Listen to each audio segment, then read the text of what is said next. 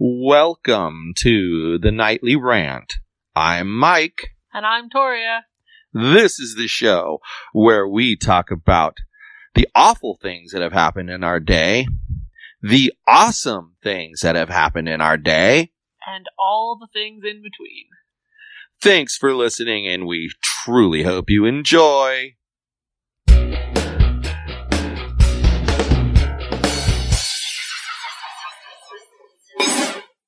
So tell me something.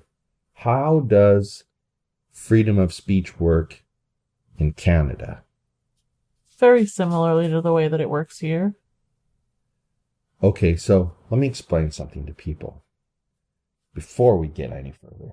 Because I realize that they're probably wondering why I give a damn what the rules are in Canada. But see, my wife here is from Canada. And when we first started dating, we would have disagreements over some of the stupidest things. Right. Until we realized that it was the way, your way was right where you were from, and my way was right where I was from. Right. And it made me, a couple of things I found interesting about that. Obviously, differences between two countries that are practically the same place. But what I noticed as I thought about it was that there's kind of like a United States basic way of doing a certain thing. Uh-huh. And then each state kind of carves off their little piece that, well, we're going to do away with that, and we're going to do away with that. And they end up with their little chunk of what they're going to enforce. Yeah, like the United States gives them a ball of clay, and they smush it into whatever mold they feel. And they all change it to whatever they want to. But it's all the same basic thing, like as I think about it. And yours was, certain things were different. So we'd get into these, that's not how it is. It's not even legal. And I was like, what are you talking about? It's not legal. It's a liquor store thing. Yeah, that was the biggest one. Because you were like, that's stupid. There's no way you can't buy liquor at the grocery store. Well, you can't in Canada, or you can't in Alberta. We'll go with that, because I'm not sure about the other provinces. Fair enough. Like, that was the biggest one. We had the longest disagreement about that one, and then we were like, hold on a tickle. Yeah, it's different. The law's different. The law's different. So, okay, so that's why I'm interested, because, today I spent time observing people exercise their First Amendment right. And for me, I think it surprised me. My reaction surprised me, because I was angry about some things that I heard them say. I was. Right. But I was angry about what they said, not that they chose to say it. Does that make sense? Does it make sense? You're more angry that that's the opinion of the day than you are about those people spewing their opinion. Right. And some people would say, they should have never said that. That was so rude. They should have never said that. I'm going to say what they said was so rude, and they shouldn't have said it, but they are allowed to say whatever they'd like. I looked it up, so you can tell me how similar free speech is in Canada to here. Okay. It says, freedom of expression in Canada is not absolute. Section 1 of the Charter allows the government to pass laws that limit free expression so long as the limits are reasonable and can be justified in a free and democratic society. And otherwise, it's, libel, slander, they're the same. See, they are not allowed, what I understand, we're not allowed to make laws that change because it's a... Well, that covers hate speech. And see, this is like an amendment to the U.S. Constitution. But see, the Supreme Court decides that. Interesting. I don't know. The judicial branch decides that. Yeah, I don't know who amends the Canadian Charter of Rights and Freedoms, but that was the...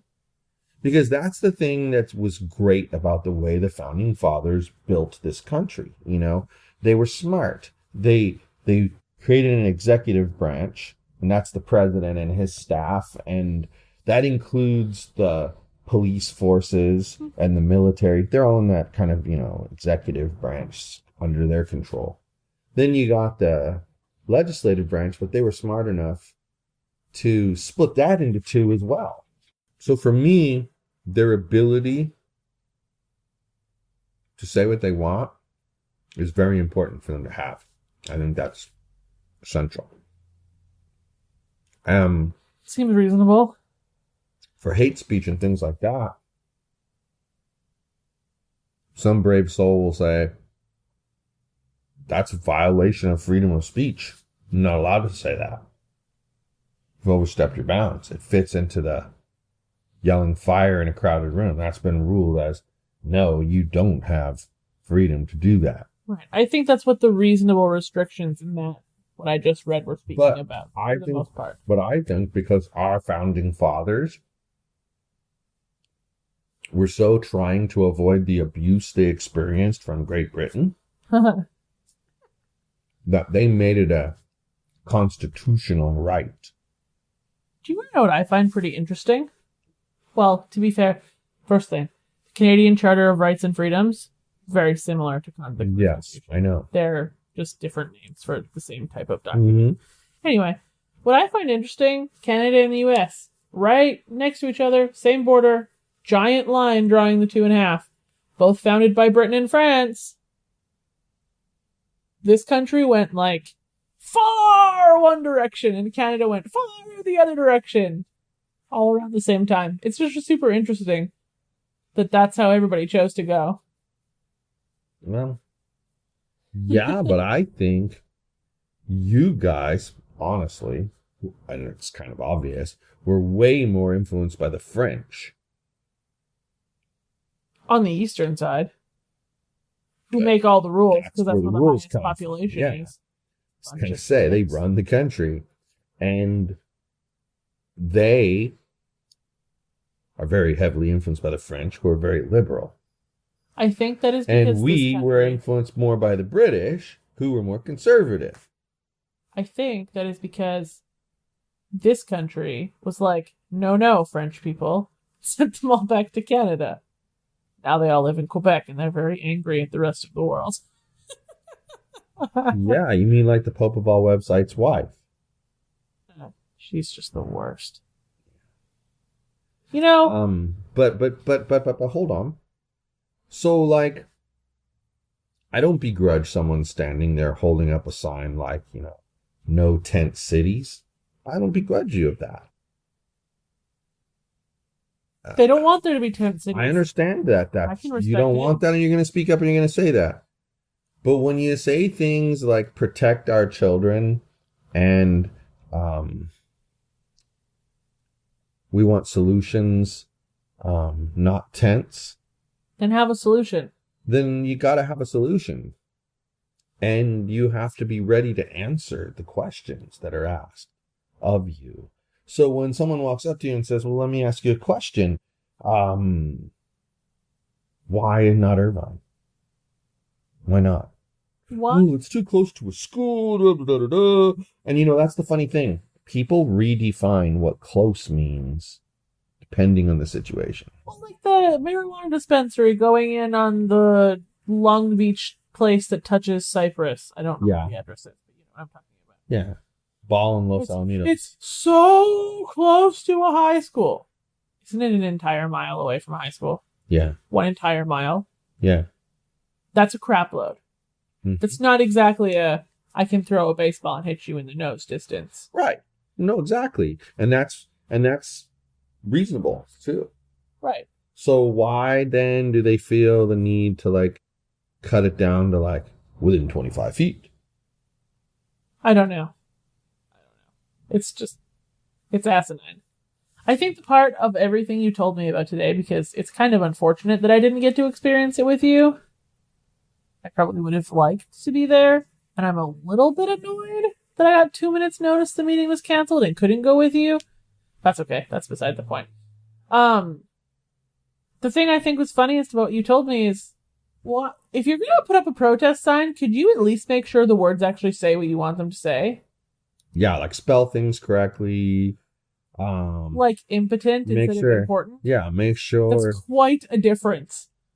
Well, yeah, you just have to make sure that you're having someone check these signs, Some of them were clearly you could tell they had poster board.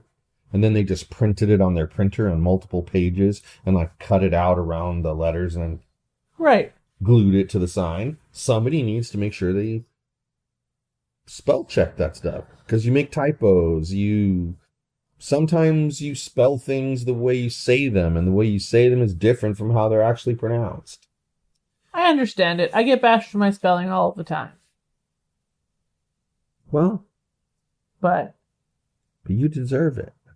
I do. I'm just kidding, though. It was just a joke. If I'm gonna spell things like a Canadian in this country, I deserve it. It's fair. I respect it. It doesn't hurt my feelings. I just swear it to people who yell at me about it and call it a day. Isn't it funny, though, that in every little microcosm of this world, there's always that group of people who feel they know full well why you spell it the way you do, and they know that it's appropriate in certain countries, and they are aware that Facebook is not just one country, and yet they have to correct your spelling on something like that. Like, what the hell? Don't you have something better to do with your time? I posted something quite long. I don't remember what the topic was or when this was, in one of the virtual assistant groups that is run by a Canadian woman. And some jack of all asses decided after I'd posted it that they were going to go through, correct all my spelling mistakes, and copy and paste it back in and be like, well, maybe your first step to getting new clients would be to spell the things in your proposal correctly. Well, I, as sassy as I am, did not even get the chance to respond before the Canadian owner of the group was like, yo, where do you live? This is how we spell things here. If you don't like it, you can get out. Like, why are you going to be like that? That's funny. The only time I ever make comments about spelling is when I've been, 1, asked to proofread, or 2, the spelling mistake could be embarrassing for the person. And then I generally send a private message. Be like, yo, this is kind of an embarrassing spelling mistake. You may want to fix that. Yeah. Because then only the person is ashamed. Public shaming is not my style. See, I can go both ways with that. It just depends on the person. Well, that's accurate, but I've been trying to be nicer lately. Good for you. But what I was getting at is what I was kind of proud of myself for, and this is going to sound stupid to some people, but if you're honest, as a human being, you go through phases in your life, and your beliefs are what they are. But for the most part, you follow along with some party principle. Right. There's definitely a publicly accepted opinion that you align most with. And I've hung out with this party before. I've hung out with that party before. And I've hung out with radical parties before. And it's all the same thing. It's like almost cultish. Like, I'm going to tell you, one time, a little bit different but similar topic. We went to a Kingdom Hall for the Jehovah's Witnesses. Okay. And dude, they had their little Watchtower magazine. And they were like, please turn to page 17 in the Watchtower. And you turn to page 17 and there'd be an article. And it would have, let's say, 10 paragraphs. Okay. And those paragraphs were numbered 1, 2, 3, 4, 5, 6, 7, 8, 9, 10. Then they would ask a question. And guess what? There just happened to be 10 questions. Imagine that. And guess what? Question 1 was about paragraph 1. So they made it really difficult to follow. Really hard to follow along, right? Like, it's so easy. Yogi could do it without telling him. Okay. Freaking monkey could do it. Okay, anyway. So they asked the question. Well, if someone dared to, like, reinterpret or summarize what paragraph 1 said as the answer, well, thanks. That was a good try. Who has the actual answer? So, and until they repeated exactly what was in paragraph 1, he would keep asking until they got it. What's the subtle hint there that they're giving? Do not summarize. Yeah, you repeat what we tell you.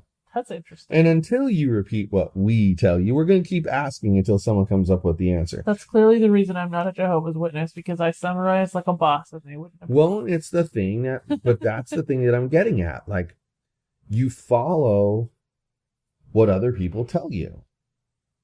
And I felt like, having had that experience that we had, today, it made me, I'm pissed off that you won't do your share. I'm telling you what was in my head. Uh-huh. Yeah, I'm pissed off that you won't do your share to help out. And I don't agree with you that it's unsafe to have the shelter there. But here's the thing. If I was sitting on that board, you wouldn't know I thought these things. You know why you wouldn't know? Because first my staff would figure out, and me, together with my staff, would delve into why something is the way it is. How to fix it. What changes need to be made. Where are the weaknesses? Where are the strengths? Where are things that could be stronger? Analyze all of that. Then make a decision. And only once the decision is made do I go tell everybody in the whole world about it. Hold on a second. So you're telling me you wouldn't just willy-nilly pick an open lot in, say, Huntington Beach? Be like, we'll put all the homeless people there. You do your research first and find out it was a toxic waste dump that's emitting toxic fumes? Exactly. But to the bigger point, you're not pissing off a bunch of residents, because the reality is, let's say that you were being forced to pick one city. The judge said one city in Orange County. Supervisors pick.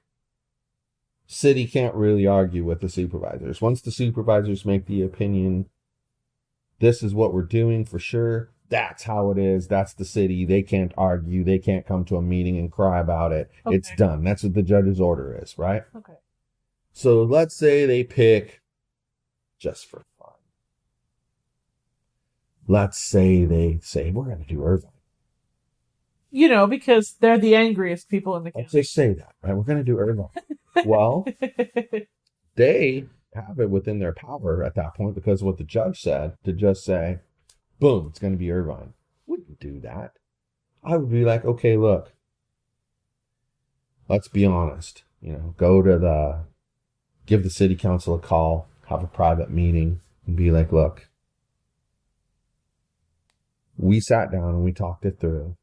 And because of this reason, and this reason, and this reason, and this reason, we feel this spot over here on our land, by the way, that we own, is the best place. And we're here to tell you that we're thinking about making that the decision. What? You decided? No, I didn't say we decided.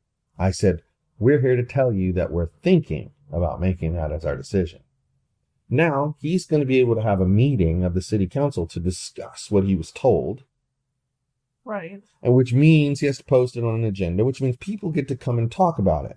Now, I get to be the supervisor and listen. I can sit there and listen to the meeting. I'm going to have balls and be at the meeting. I'm not going to be sitting at home. I'm going to be at the meeting. If you're talking about something that's affecting a decision I'm making, I want to hear what the people have to say about it. It's a shocker. And that's but I get it. Just who I am. And so that's why process is so important to me about everything. And I just saw that today and I was like, yeah, I don't agree with your bullcrap stories about this and that. And I do what I want to do, but I respect your right to say the things that you're saying. I respect that. I totally respect it. And unlike the one woman who made the comment, oh, they're from Irvine, they're all, and by the way, guys, I thought this was reprehensible what she said. She said that they're from Irvine, and, most everybody in Irvine is Korean, and, they should just go back to Korea because everybody knows they're the biggest thieves. Don't agree with this, guys. I'm telling you what this lady said. And I was like, that That's what's the problem. That's a stereotype I've never heard before in my life. But that's the problem. Making comments like that. That's horrendous. Who cares? That's as bad. That's as bad as the racists at the Los Al City Council meeting. Yes. What the hell's wrong with people? And it's completely irrelevant to the topic. Like, okay, why can't we classify them as angry people from Irvine? Why did the news media have to classify them as Chinese? Totally agree with Why did that lady have to point out Korean? What? Yes. Why does it matter the nationality of these people, the race, wherever they came from before they lived in Irvine? Why are they not just people of Irvine? I don't understand. I don't understand why race is even a afterthought in that conversation. But see, this discussion that we're having, right? It's about First Amendment rights. It's about, freedom of speech. I mean, that's what led us down the whole path. Okay. Okay. It's been a winding path, but okay. And it's funny though, because while you were talking and I was listening to you, I got a notification about the comment that I put on Huntington Beach. There's a thread there that I put a comment about. The guy that told you shouldn't comment? And I basically said, if you're concerned about crime, homelessness, keeping jobs in Orange County, and having a transparent county government, you need to elect a new supervisor to the 2nd District. This includes HB. I am the only candidate on the ballot who has a plan for the issues just mentioned. Search for my name and you will find my Facebook page that has links to all the other resources about me. I would post a link, but that would violate the terms of this group, and I won't do that. Thanks for your consideration. And the original poster says, I'm very sorry you want to turn this thread into your personal campaign platform. And the next person says, hey, I don't have any issue with his comment. This is a community forum. I don't think he's trying to take over the thread. Now, mind you, this guy right here did not make one more comment after that comment. Not one. It's been 14 hours. Taking over the thread would have been replying to every comment with that comment. So then this next person says, we want to be as liberal here on this community forum and its threads. Please feel free to share your thoughts. That must have been an admin. So I'm thinking, of course, I'm not going to share my thoughts any You further. can tell if it's an admin. They have the little It doesn't. plaque-shaped Doesn't thing show. next to their name. Huh, not an admin. Interesting. But here's my point. I'm not going to say anything more. I told them where to go to find the resources. There's a message that I want to give out. All I would do is like the comment from those two people who had your back. Yep. Call it a day. Yep. They're defending you. Let them defend you. That's it. That's all. No, it's just nice. It's nice. But I'm saying I felt like I grew a bit because 6 I months realized ago, you that would the have that message, guy. I realized that the message was what I had a problem with, not the way the message was delivered. Because the way the message is delivered is their choice. Right. I don't care.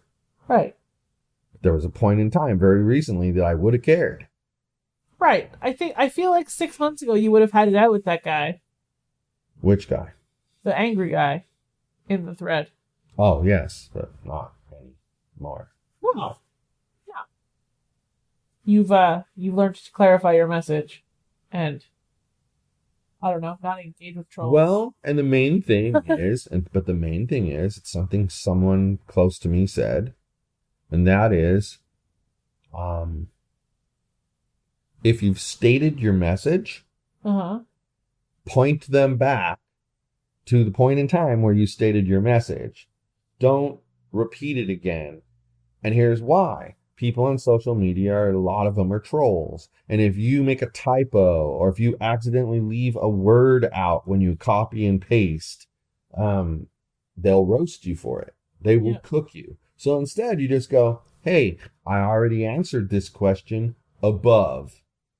It's like the scoreboard comments. Yeah. You said. Just big old arrow. Yeah. You just don't repeat yourself. And it's the same thing, when you're running a campaign, you don't want anyone. People think you do this because you're trying to hide something, but you're not. What you don't want is you don't want to give either of your opponents the ability to poke at you. And so you craft your message to say what you mean it to say. I sure hope that's what other people are doing, that they're not just saying what they think people want to hear. Because my message is what I want to say about that topic. And it's thought out. You spend an entire year crafting and it's not the first thing I throw out there. It's been edited 150,000 times. And I took time to let those positions evolve and stay open. And I'm not going to be good at just reciting them back. Because they're a feeling. They're how I see something. Right. So it's not always easy to put it into words. But, it's there. And so instead of, I told them what my issues are. If you feel like any of those issues are important to you, go read the website. Right. If you got a specific question after you read the website, talk to me. And I guess what I've learned is if your philosophy is out there on a bunch of topics, instead of just repeating yourself over and over, just refer people to where your philosophies are. You know why? They'll get to know the rest of you a bit better too. Right. And they might not agree with you on first topic, but they might agree with you on the other four very strongly. But if all you did was copy paste, and talk to them about the one topic, they might have agreed with you in the end. They might have continued to disagree with you in the end. But the problem is you'd have had a battle over it. But when you just say, here, this is my thoughts on crime. And they go and they read it and oh, wait, these are other issues that are here too. Let me read what he says about transparency. You're right. Let me read this. They might completely disagree with you on crime, but they might find that your other four issues are things exactly what they like. Yep. Exactly. And that's the thing. And I encourage you guys, anyone who regularly listens, go to electmahoney.com.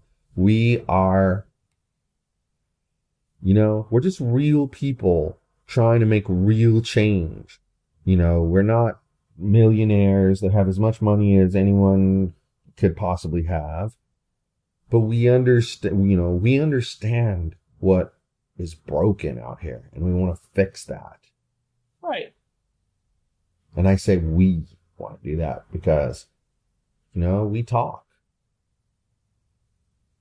And I would never share with you something that's privileged, ever. Not going to happen for any reason, but our conversations that we have about general viewpoint on things, it shapes my head on these issues. Well, yeah, because you're getting a slightly different.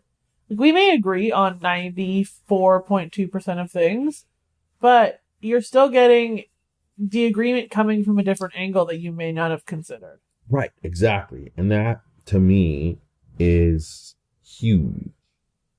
I mean, really huge. And it's why I say we, So if you get a chance, go to electmahoney.com, have a look around, find out what I stand for, read my latest thoughts. That blog's getting used a lot lately because every time I have a new experience, I have something to say about it. Right. And I want people to actually get to know me as a person. Because I'm telling you, win or lose, this goes beyond this campaign and it's going to continue. The whole, advocacy for things, because that's just... It may evolve a little, but... ripping at me. It'll keep going.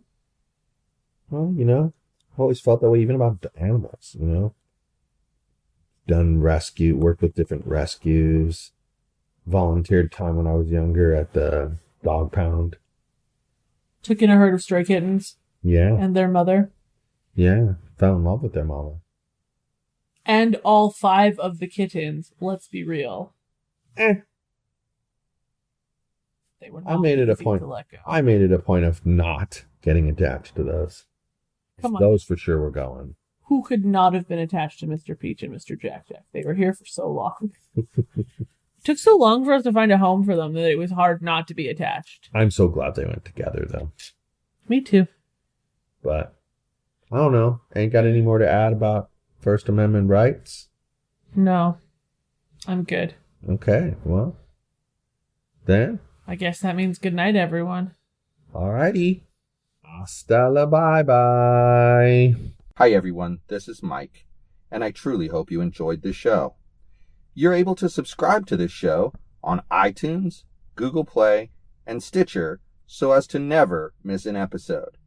If by chance you did miss an episode here or there, you can catch up on all shows, past and present, by heading over to yogispodcastnetwork.com/TNR show. Thanks for listening.